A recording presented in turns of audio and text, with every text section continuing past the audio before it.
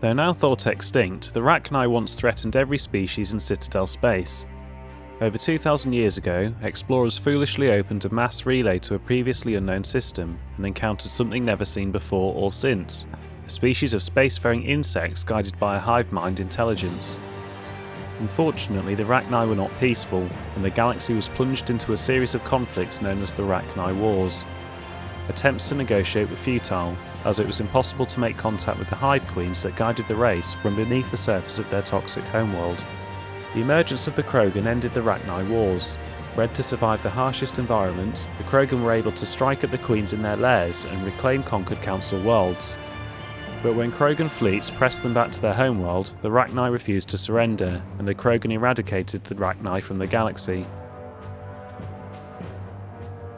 The lack of adequately preserved archives presents a significant obstacle to research into ancient Krogan history. Nevertheless, recent archaeological discoveries have shed new light on the topic, revealing a society once rich with cultural, architectural, and artistic accomplishments. Newly discovered ruins reveal that the Krogan had particularly advanced understandings of structural and geotechnical engineering, as compared to other cultures at similar stages of development. Old Krogan architecture demonstrates seismic loading techniques that would have resisted both earthquakes and diffused the small-scale vibrations from vehicles in their sprawling cities. Curiously, however, Tuchanka has little natural tectonic activity. Instead, researchers believe the ancient Krogan were concerned with safe cohabitation with one of the planet's apex predators, Khar'shan, the mother of all thresher maws.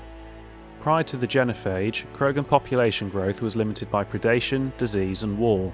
Even so, the birth rate exploded once the Krogan achieved industrialization, leading to wars over resources and living space.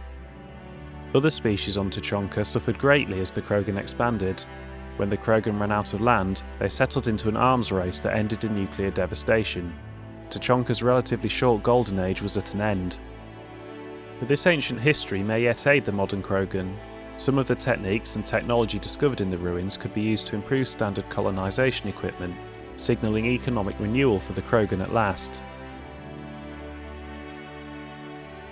After the Rachni War, the quick-breeding Krogan expanded at the expense of their neighbours. Warlords leveraged their veteran soldiers to seize living space while the council races were still grateful. Over centuries, the Krogan conquered world after world. There was always just one more needed. When the council finally demanded withdrawal from the Asari colony of Lucia, Krogan overlord Kredak stormed off the citadel, daring the council to take their worlds back. But the council had taken precautions. The finest STG operators and Asari huntresses had been drafted into a covert observation force, the Office of Special Tactics and Reconnaissance. The Spectres opened the war with crippling strategic strikes. Krogan planets went dark as computer viruses flooded the extranet. Sabotaged antimatter refineries disappeared in blue-white annihilation.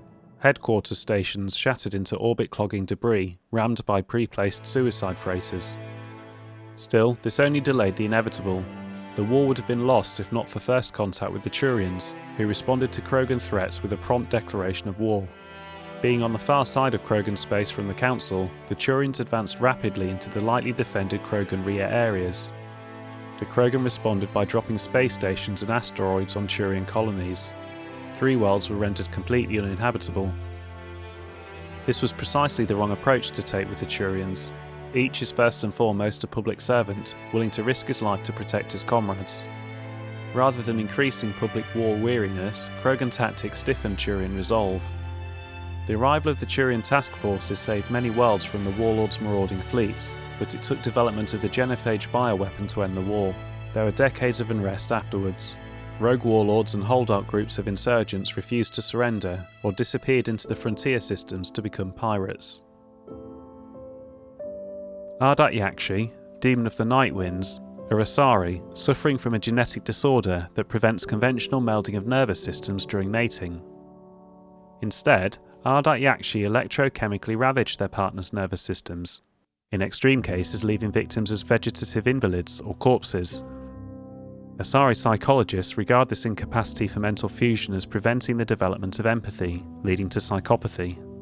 There is no known cure. The disorder generally begins in infancy, reaching full pathology during maiden adolescent sexual development. While as seductive and sexually driven as other Asari, Ardat-Yakshi are congenitally sterile. Ancient Asari mythology held Ardat-Yakshi as gods of destruction, depicting them as villains of countless legends and as the anti-heroes of numerous Asari epics. Contrary to popular belief, Ardat-Yakshi are neither extremely rare, around 1% of Asari dwell on the AY spectrum, nor are they all murderers.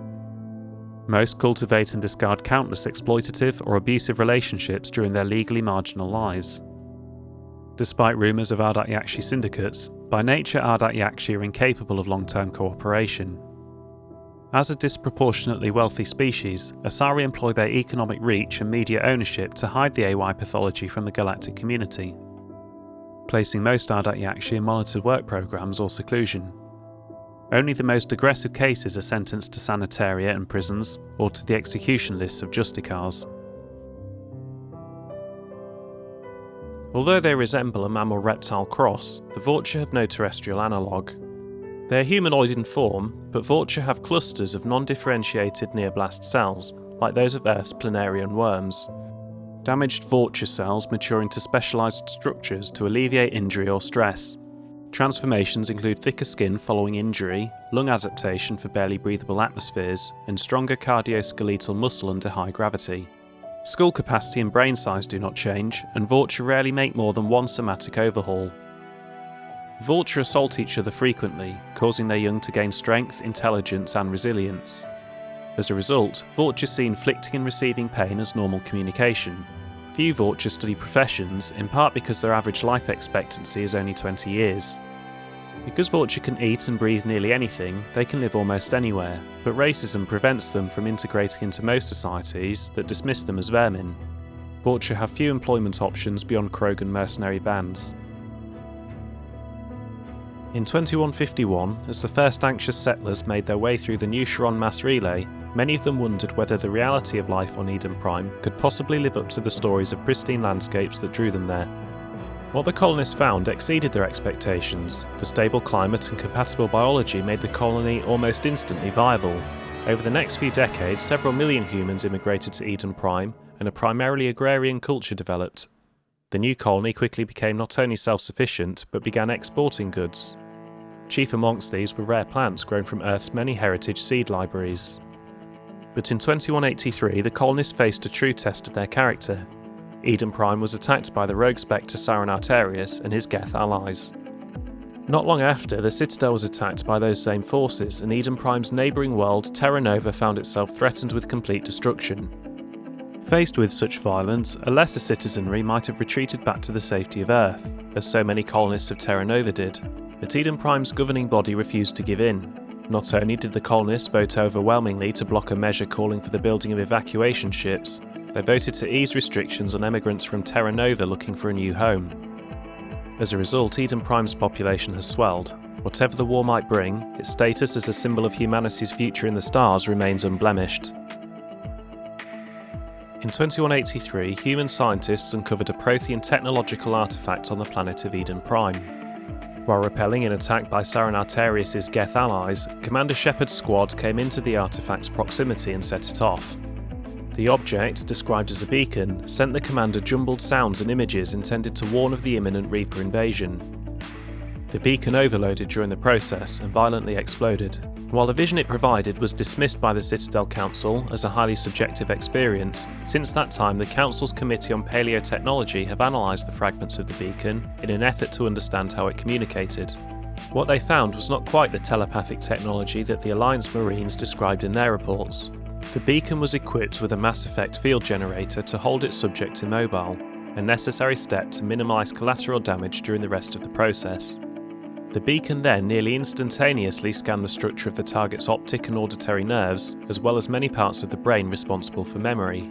Once its expert system determined the proportions of these key features, the beacon stimulated them with pinpoint electromagnetic and other irradiative energy, using powerful programs to recreate any images or sound the beacon required. In principle, this was similar to the popular entertainment device known as SimStim, but vastly more comprehensive. SimStims direct the senses, not the memory. The Normandy's medical officer noted that the beacon delivered more information over the space of seconds than a SimStim could do in hours, and managed to do so to a species whose physiology was completely unknown to its designers. To a paleotech, the fact that Commander Shepard needed assistance to decipher the message is a minor footnote compared to the Prothean's accomplishment, getting any of the message to Shepard at all. Founded during the early decades of human space expansion, the Alliance News Network was originally a low-profile news organisation, mostly known for a series of exposés on the First Contact War. With a focus on galaxy-wide reporting, the ANN opened bureaus on planets across known space, winning a few awards for excellence and earning a multi-species audience. The Alliance News Network has never been funded by the Systems Alliance, despite what its name might imply. This led to regular confusion amongst those not in the know, although the network's recent high-profile sale to a media conglomerate made the ownership structure clearer. The new management has opted for a more sensational approach. This is particularly obvious from changes to its roster of reporters, with a few of the network's luminaries retiring or joining other news organisations. The network's increasingly lurid programming has gained wide attention as well as sorely needed ratings, all the proof that management needed to validate its course. Nonetheless, ANN insists that integrity and credibility are inviolable standards in the newsroom. Battlespace is among ANN's highest rated programmes, known for a particularly titillating breed of reporting. Among the show's most noteworthy segments are Diane Aller's dispatches from the front lines.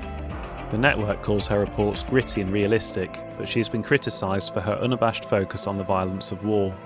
Even critics of Aller's agree, however, that despite her often graphic visuals, the facts she reports are just that, facts.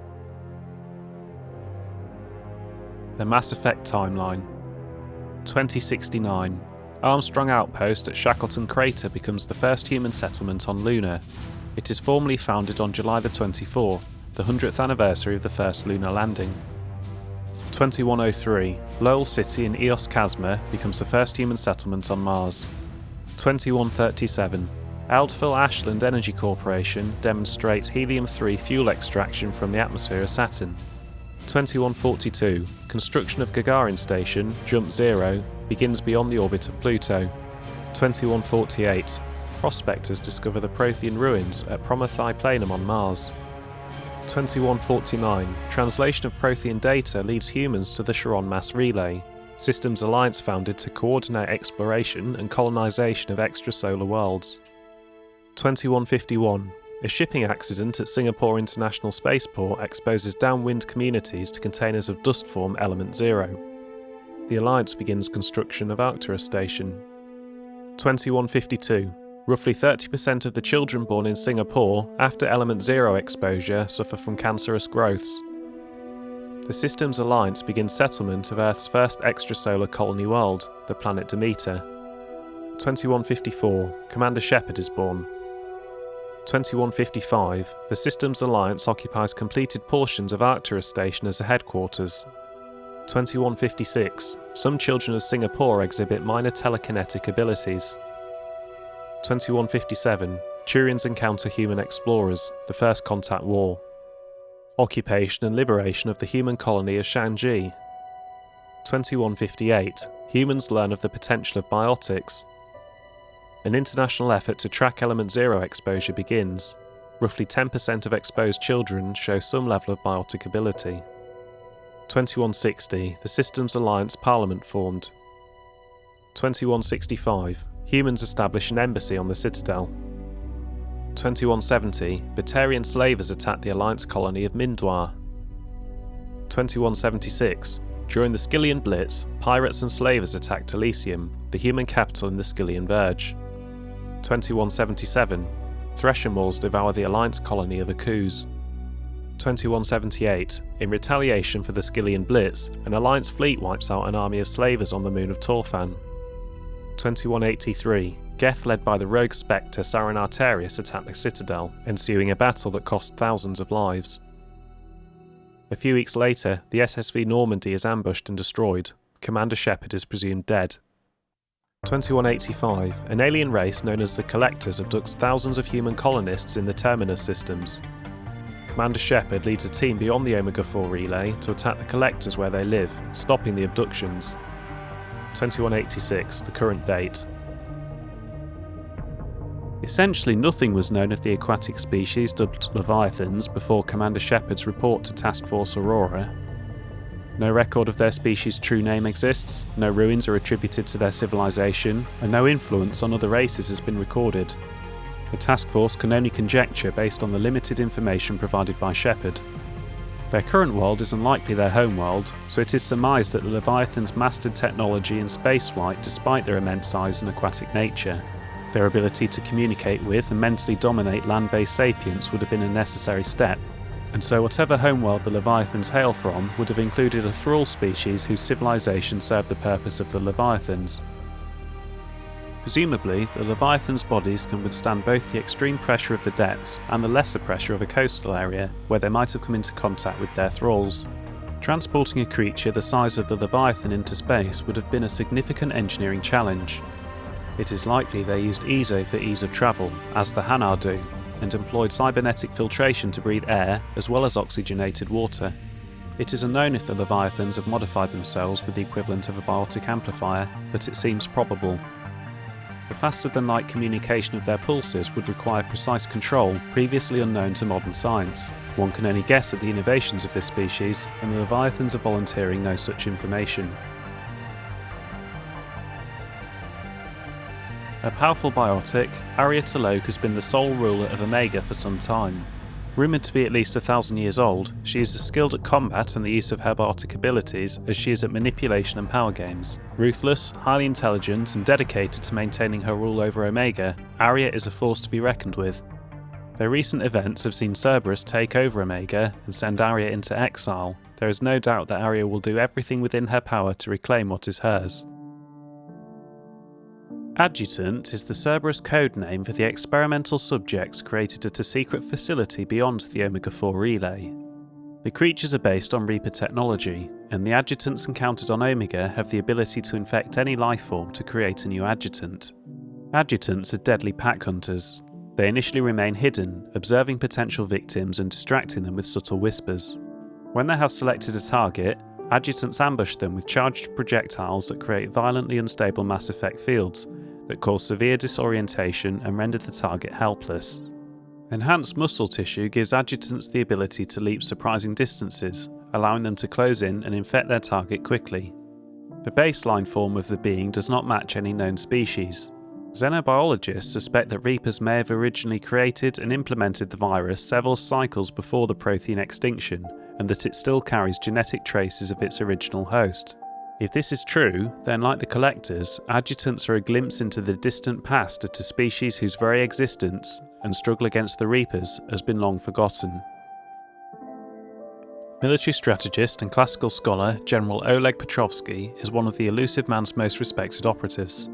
As a corporal in the First Contact War, Petrovsky was forced to take command of his unit and proved his tactical brilliance by holding off repeated Turian attacks for weeks. The war ended before Petrovsky's position was overrun, but not before he had witnessed firsthand the brutality of the Turian war machine. Despite being praised and promoted for his bravery, Petrovsky eventually found more common ground with Cerberus than with the Alliance military. Since leading the campaign to seize Omega, Petrovsky has proven to be a capable, if firm, administrator who is focused on containing or eliminating unstable elements before they threaten Cerberus's occupation of the station. Cerberus' occupation of Omega. The Elusive Man's plan to capture Omega was elegantly wrought. Experimental specimens called Adjutants escaped from a Cerberus facility beyond the Omega-4 mass relay, took command of a Cerberus convoy, and arrived on Omega to wreak havoc. With more Adjutants incoming, Cerberus reached out to Aria, claiming it needed her help to stop its wayward test subjects. Reluctantly offering her own forces to form an alliance, Aria joined Cerberus's General Oleg Petrovsky aboard his ship to oversee the battle. When the adjutants overran the Cerberus Omega fleet, Petrovsky and Aria escaped through the Omega-4 relay. However, Petrovsky's subordinate, Colonel Raymond Ash, had remained behind on Omega to take control of the station's defences while Cerberus reinforcements approached. Announcing that it was protecting the galaxy from the adjutant threat, Cerberus seized Omega, giving the Elusive Man full control of the Omega-4 relay and the space beyond.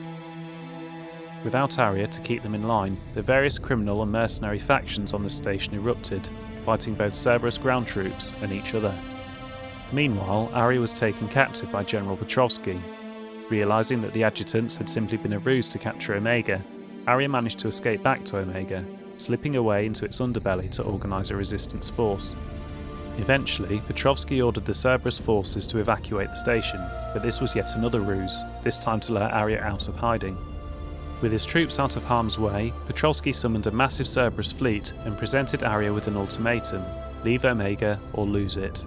Petrovsky threatened to destroy the station rather than lose control, and with no alternative, Aria left, vowing she would return to claim Omega and take her vengeance.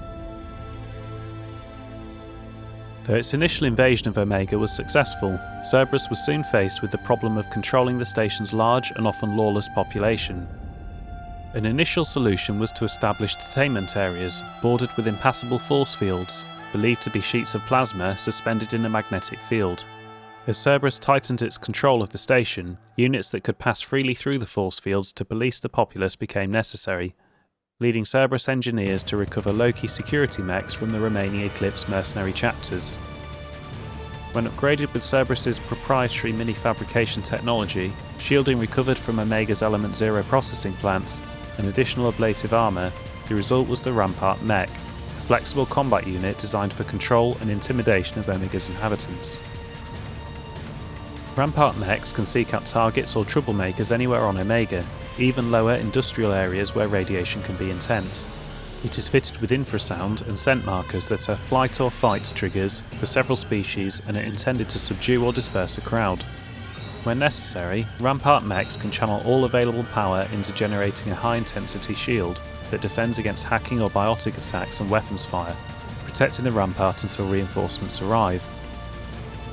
For combat, most Rampart mechs are equipped with a standard issue shotgun. If damaged beyond repair, the Rampart mech destroys the shotgun's aluminium alloy heat dispersal sinks, coating any nearby assailants in red-hot residue that burns through armour. In extreme situations, the Rampart mech overclocks into a hunter-killer mode, diverting power from its unique shields to single-mindedly destroy its target. In this mode, the Rampart mech moves much faster, attacking with a flash-forged Omniblade that targets unprotected nerve clusters and immobilises the luckless target. The Rampart also channels excess heat through the dispersal sinks, visibly burning off material to create an intimidating display as it advances. Born to a family with a long and honoured tradition of military service, Nyreen Kandros left the Turian military after the emergence of her biotic abilities. Oft suspicious of biotics, the Turians shipped Nyreen off to the Cabal units, where her abilities and experience were grossly underutilised. After several years as a mercenary, Kandros was drawn to Omega by its reputation as a haven for capable freelancers. Nyreen's early years on Omega were a pivotal time for her.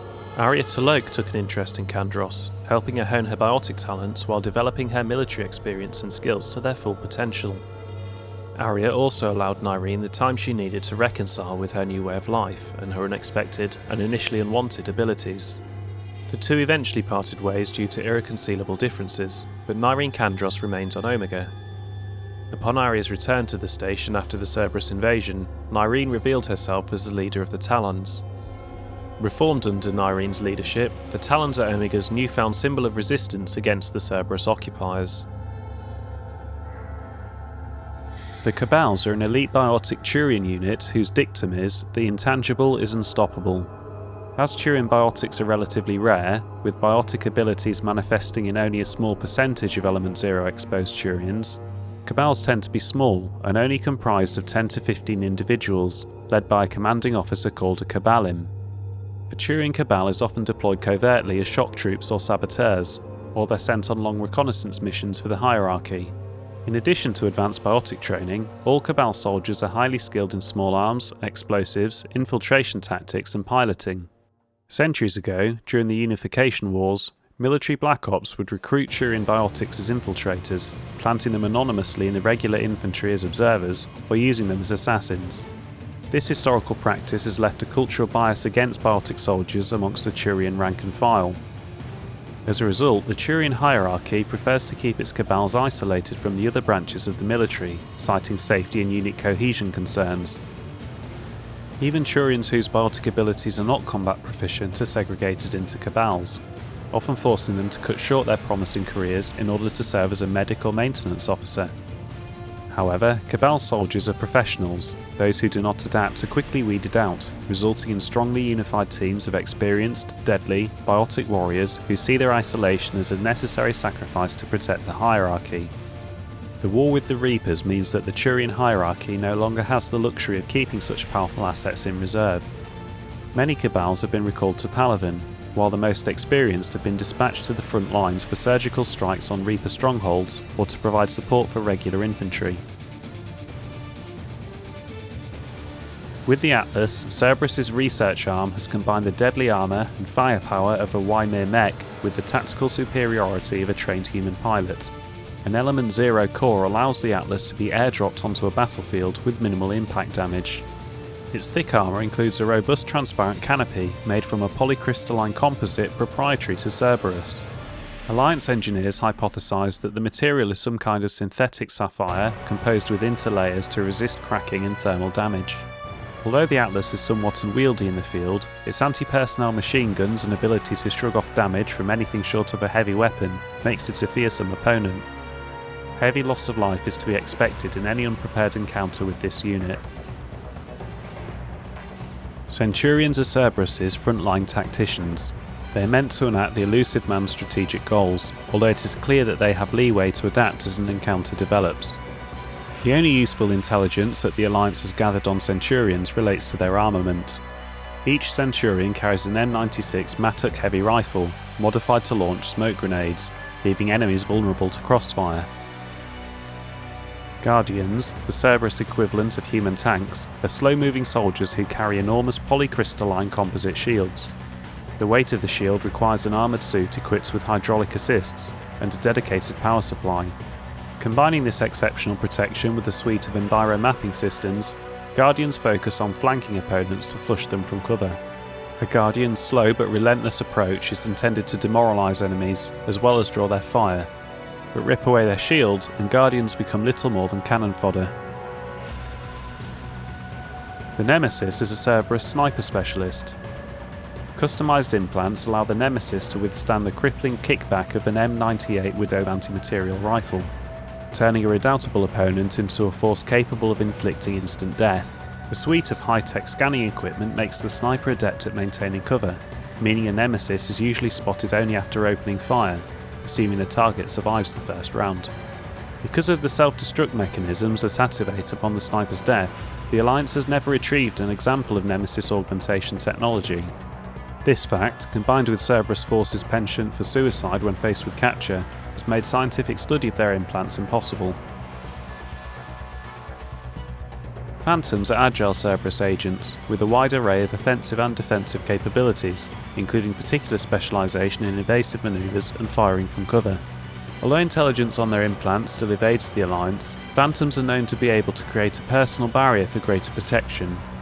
Monomolecular blades and biotic shielding allows Phantoms to engage in close quarters combat, and Phantoms can briefly cloak in order to recover from injuries.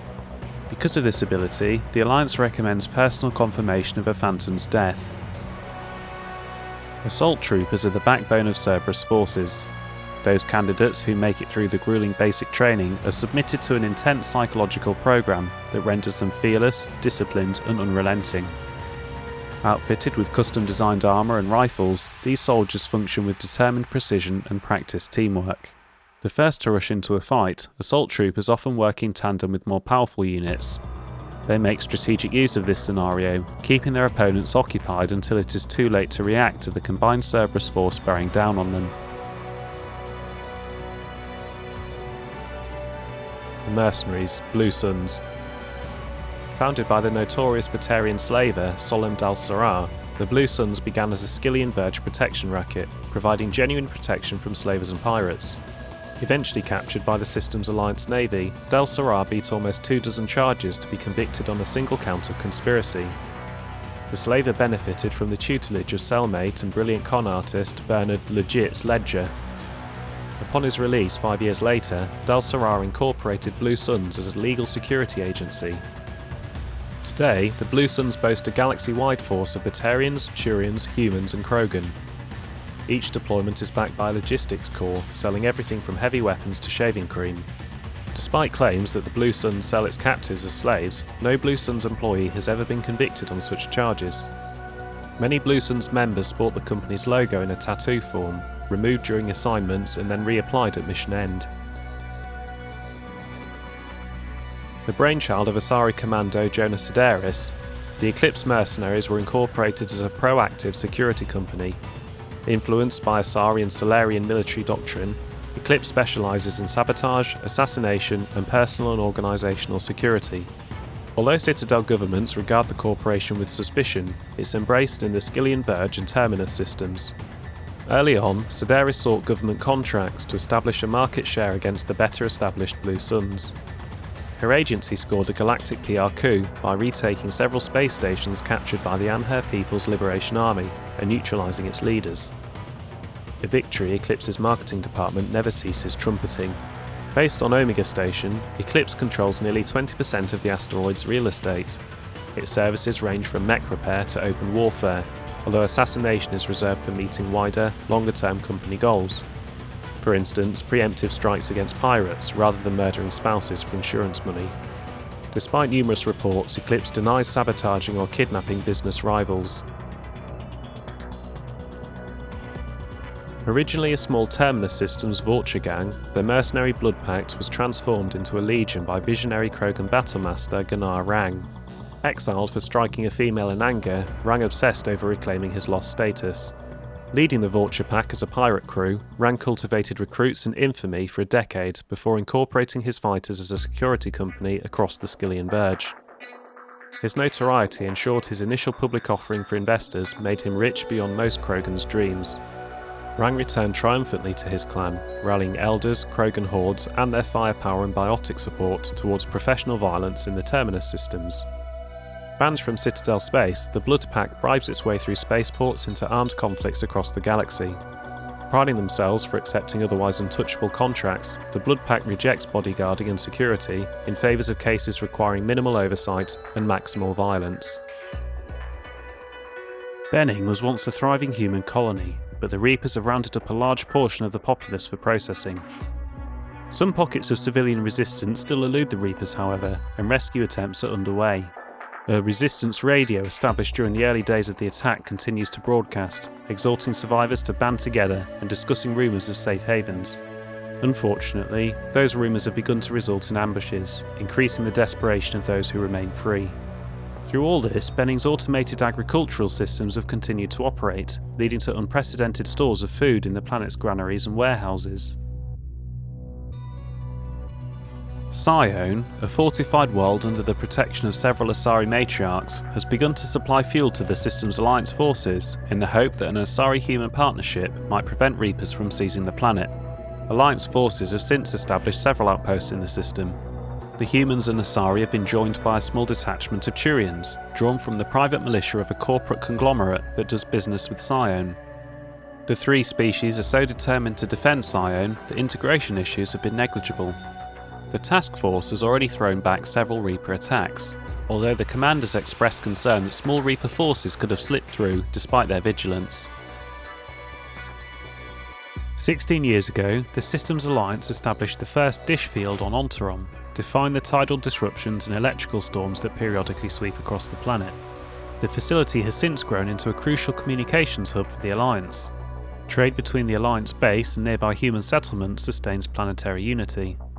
The Alliance also trains and hires colonists to maintain the quantum communicators, further strengthening the bond between locals and the military forces that use the comm stations. Although most of the communication relays serve the military, a coalition of Ontarom's businesses has begun construction on a civilian broadcast hub. The local Alliance commander has offered the help of the military's technical experts, making Ontarom a symbol of civilian and military cooperation.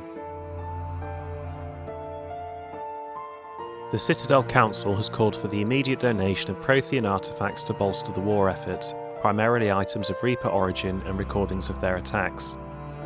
The Exogeni Corporation set an example by donating a store of newly discovered paleotechnology and releasing the data archives of deep space research colonies destroyed by the Reapers.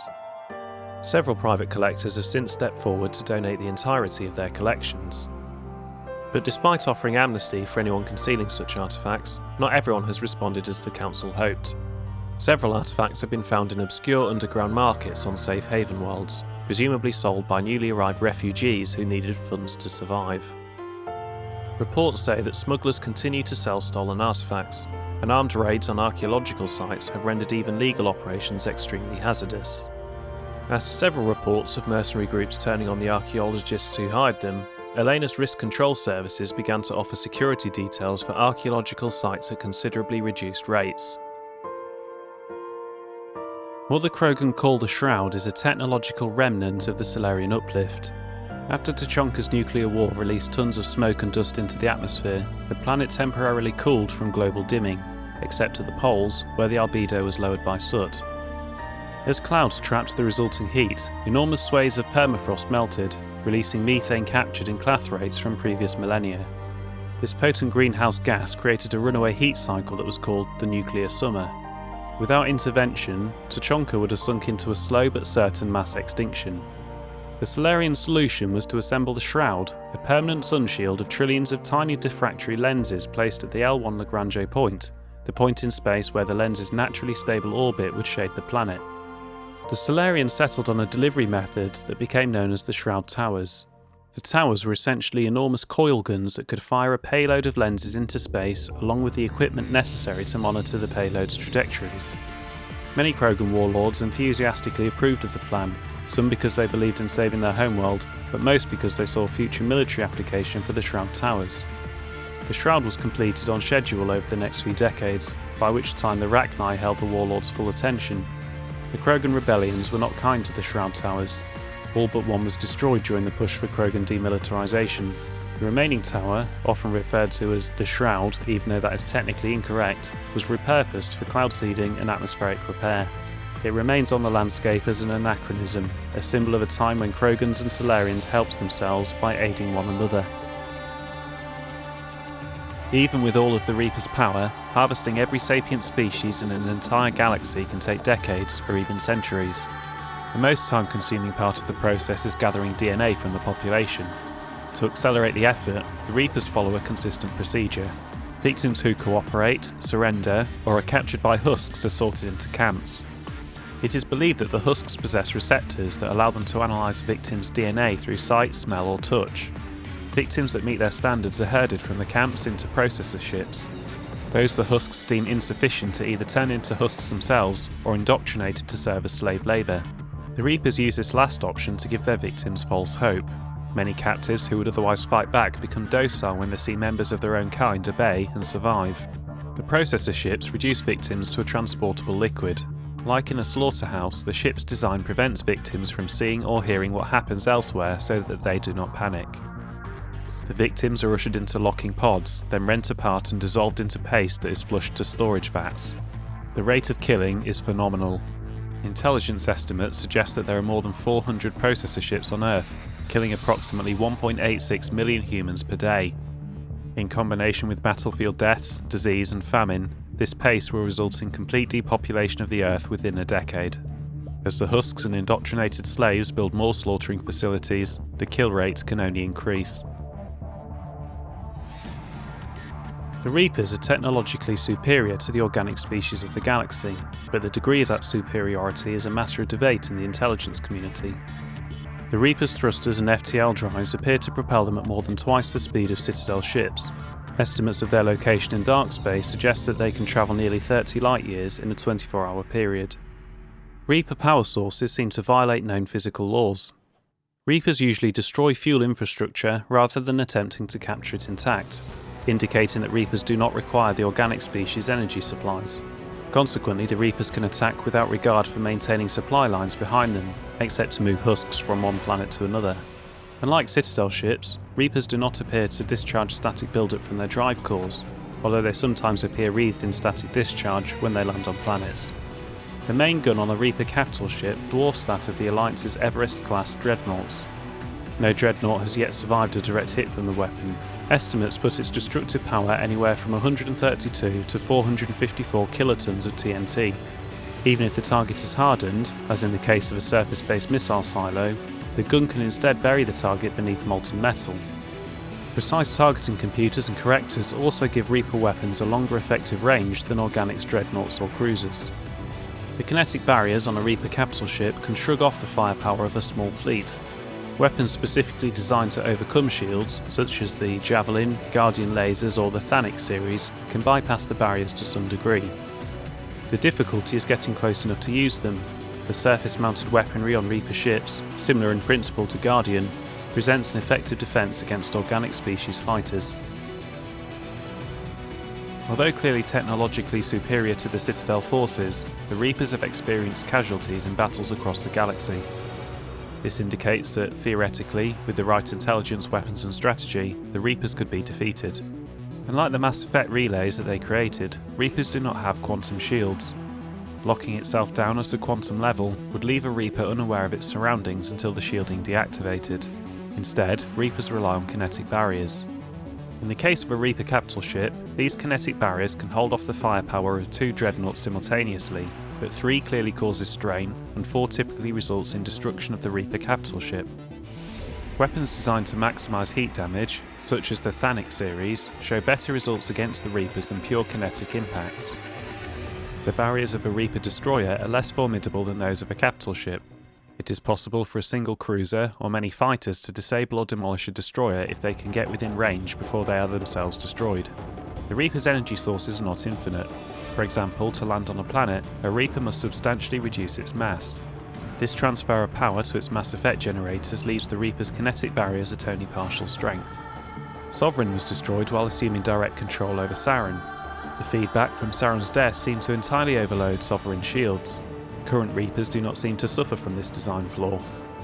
Reaper capital ships can turn faster than Citadel dreadnoughts, but to do so, they must lower their mass to a level unacceptable in combat situations. Consequently, it is possible for a dreadnought to emerge from FTL travel behind a capital ship, then bring its guns to bear faster than the Reaper can return fire.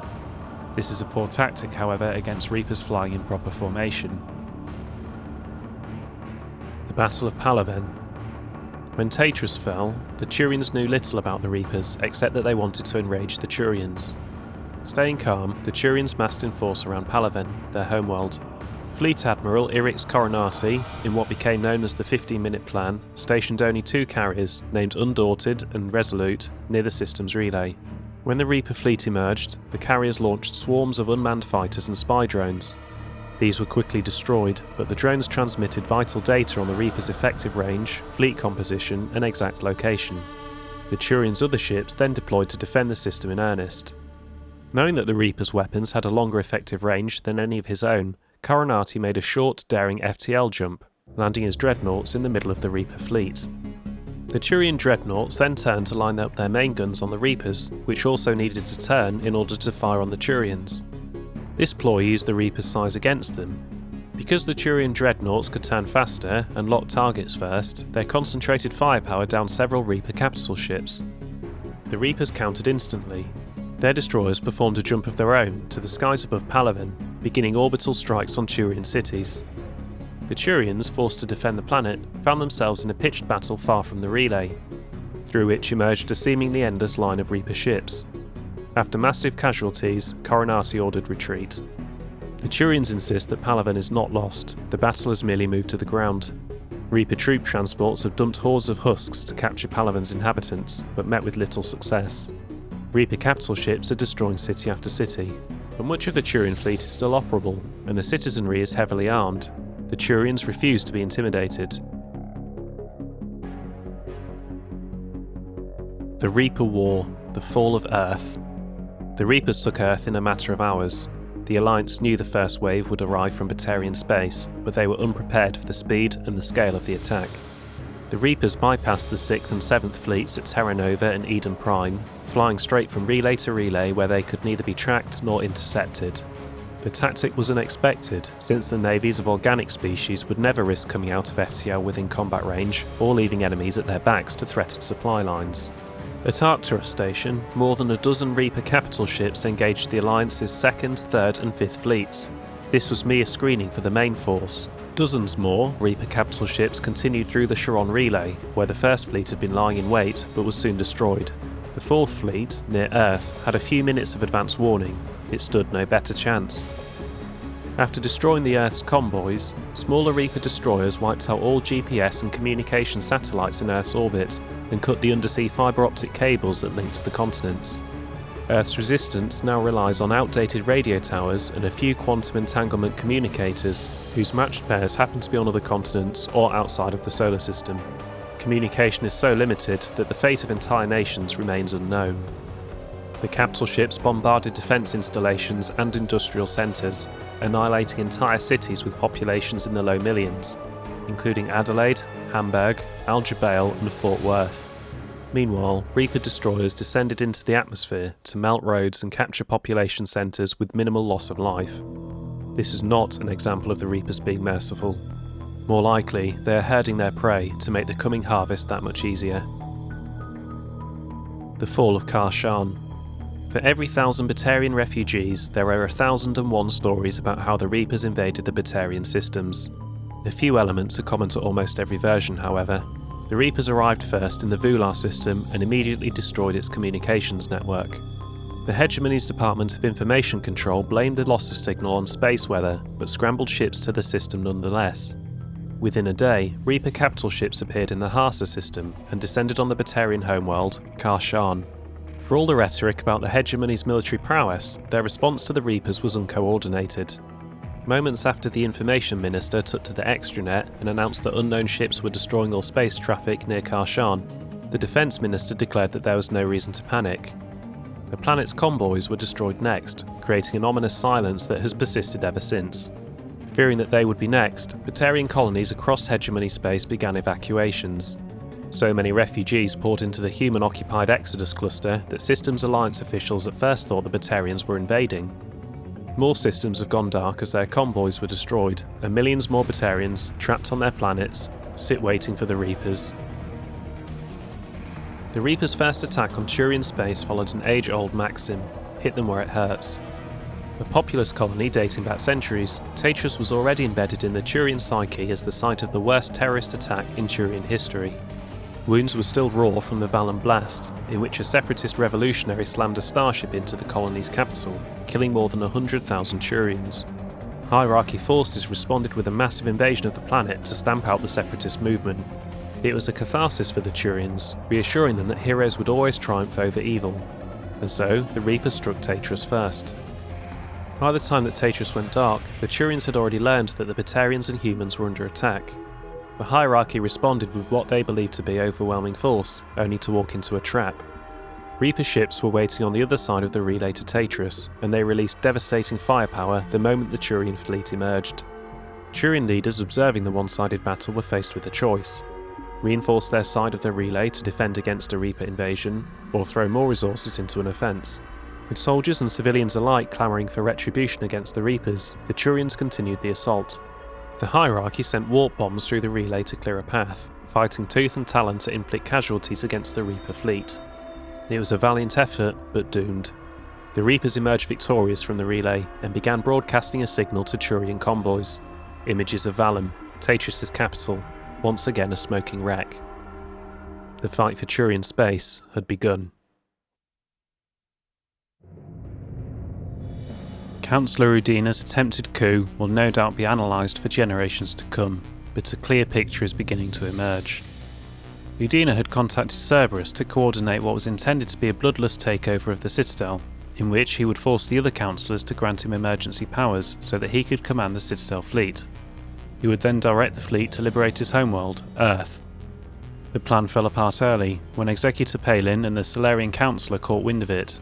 In defence of the plan, the Elusive Man dispatched his top assassins, commanded by Kei Leng, to kill them.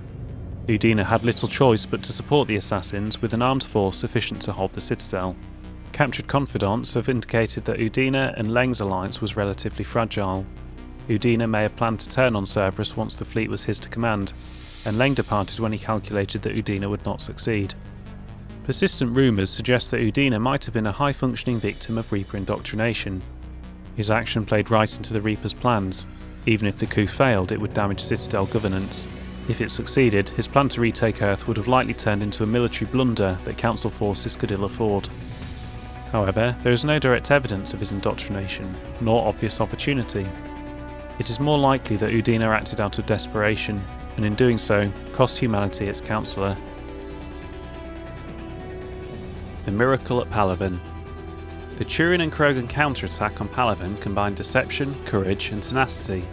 First, the Turians leaked a false battle plan that drew on the same tactics they used at the beginning of the assault on Palaven. Then the dreadnought Indomitable faked a problem with its drive core, coming out of FTL near Palaven's moon Monet. 3 other dreadnoughts and their attendant fleets deployed to assist Indomitable, a tempting target that drew the Reaper capital ships away from Palaven. Turian troop transports then entered Palaven's atmosphere to release shutters, gliders, and individual soldier capsules. The Reapers did not understand the seriousness of the threat at first. Those that detected the landing craft sent husks and collector swarms to intercept them, but little more. This allowed Krogan commandos to link up with Palaven's resistance and hand off their payloads, warp bombs, and fission weapons. In simultaneous strikes across the globe, Reaper ships began to explode. Turian resistance members managed to smuggle the bombs inside the Reaper processing ships, troop transports, and even destroyers and capital ships when they opened their structures to indoctrinate Turian leaders. Large swathes of territory fell back into Turian and Krogan control. News of this victory gave a much-needed boost to the morale of the Turian resistance and the galactic public. But the action was not without sacrifice. Turian insurgents gave their lives to ensure the explosives detonated, and the processing centres they destroyed were full of civilians, who died just as surely as if they had been harvested. Of the dead, General Minin Resverik said, "Whatever they were in life, their deaths had no equal. They are worthy of joining the spirit of Palaven itself." Desperate measures. Faced with utter annihilation, military planners have considered extreme solutions in their quest to stop the Reapers. The 2 most plausible are the destruction of mass relays and the use of starships as suicide weapons. Destroying a mass relay to stop the Reapers' advance is not feasible. Although it has recently been proven that mass relays can be destroyed, a ruptured relay liberates enough energy to ruin any terrestrial world in the relay solar system. It would take too long to evacuate the millions or billions of people living near each relay, and the Council is unwilling to sacrifice that many lives when combat stands a chance of saving them. Even if a garden world were to survive the relay's destruction, the Reapers have infinite patience. They travelled out of dark space using conventional FTL. Travel within the galaxy is not an unsurmountable barrier. Meanwhile, starships are too costly to be used as projectiles, given that it would take many collisions to seriously harm a Reaper. Some armchair admirals suggest that a single starship travelling faster than light could obliterate a Reaper capital ship, but all ships based on Mass Effect technology possessed hardwired safety features to prevent FTL collisions. If a ship's FTL plotter finds a significant object in the path of a planned jump, the FTL drive refuses to fire in the first place. This is not a perfect safety feature. The sensors can only scan for objects within a reasonable distance at light speed, and a navigator must plot the rest of the course. But it is so inherent to the FTL warm-up process that removing it is nigh impossible. Cynical intelligence analysts note that the secret of Mass Effect technology, including that safety system, has always been attributed to the Protheans, just as the mass relays were. The Battle of Rannoch. The Quarians' plan to take back their homeworld was risky, but led ultimately to the destruction of the Geth. In an initial battle against the Reaper-upgraded Geth ships, the Quarians found their heavy fleet and a portion of the patrol fleet outmatched. To stave off defeat, the Quarians retreated at FTL speeds to rally with the civilian fleet on the far side of Rannoch's sun, Tikkun. Temporarily hidden, but with only minutes of advance warning should a Geth scout spot them, the Quarians planned counterattacks to disrupt the Geth link with the Reapers. First preying on a damaged Geth dreadnought, the Quarians followed by sending strike teams to Rannoch's surface to destroy the Reaper that was transmitting improved software to Geth forces. After the Quarians eliminated the Reaper, the Geth's processing power dropped precipitously, and their bandwidth became clogged with queries for new instructions. Quarian fighters reported the exact positions of Geth ships so that the live ships could fire safely on the Geth from the far side of Tikkun, using the star's gravity as a slingshot. The Geth command and control network was now in tatters, their forces separated by vast distances. The Quarians hunted them down like animals. It was not a one-sided victory. Despite vast losses, the Geth staged a tireless defence, but it was final. The fall of Thessia. The assault on Thessia did not go as smoothly as the Reaper's strikes against other races. While other species met the Reapers head-on, the Asari resorted to dangerous hit-and-run tactics to harass their attackers. By engaging in guerrilla strategies, blasting a Reaper ship then jumping to FTL where they could not be tracked, the Asari forced the Reapers to remain on the defensive. Unfortunately, the Reapers' greater numbers allowed them to accept certain losses. so they soon ignored the attacks against them and began orbital bombardment of Thessia. This in turn forced the Asari to defend their homeworld with a more traditional stance, facing the Reaper forces directly. As soon as the Reapers landed on Thessia, the harvesting began. The swift and brutal slaughter of the Asari ground forces followed. Resistance from trained biotics barely slowed the attackers down. In the end, Thessia's minimal military forces, combined with unpreparedness in the face of an overwhelming enemy, resulted in the fall of the planet